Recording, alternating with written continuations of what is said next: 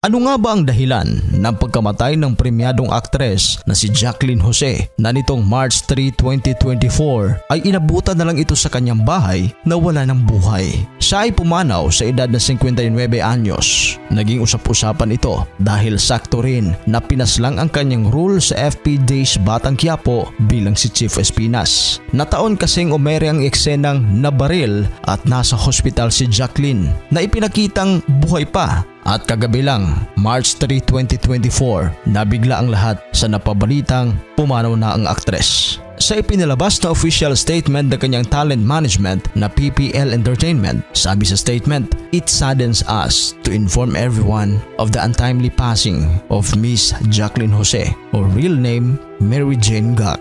Hindi na isinapubliko ng PPL Entertainment ang dahilan ng pagkamatay ng aktres, ngunit base sa ilang ulat ay natagpuang wala ng buhay ang katawan ni Jacqueline Jose sa loob ng kanyang tahanan sa Loyola Grand Villa. Wala pang inilabas na pahayag ang pamilya ng aktres, maging ang anak nitong si Andy Eigenman. Agad namang bumuhos online ang pakikiramay at pagkakalungkot ng mga fans ng aktres at ng ilang mga Filipino moviegoers. Nitong March 3, 2024, nabigla na lang ang publiko nang nagsidatingan ang mga operatiba ng Scene of the Crime Operatives o SOCO sa lugar kung saan natagpuang patay ang bitiranang aktres. Base sa mga nakalap naming balita mula sa mga taong nakatira sa kaparehong village kung saan naninirahan ang aktres ay sarado at may yellow tape nang nakalagay sa magkabilang dulo ng kalye. Nakita naman ng mga taong nasa scene of the crime na dumating si Coco Martin, ang direktor at producer ng seryeng FPJ's Batang Quiapo, kung saan kasama si Jacqueline bilang si General Dolores Espinas na namamahala sa kulungan.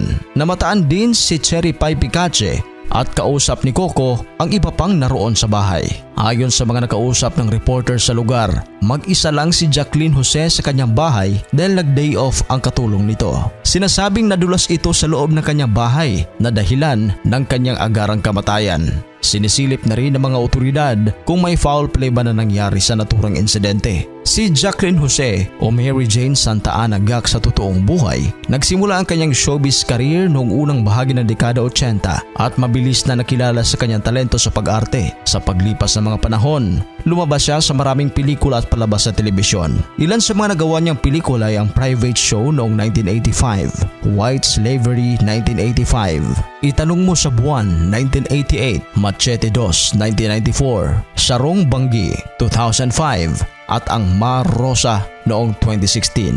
Sa telebisyon, lumabas siya sa The Legal Wife noong 2014, Maalaala Mo Kaya, at FPJ's Ang Probinsyano. Ang kanyang pagganap sa Mar Rosa na idinirect ni Brillante Mendoza ay nagbigay sa kanya ng Best Actress Award sa Cannes Festival.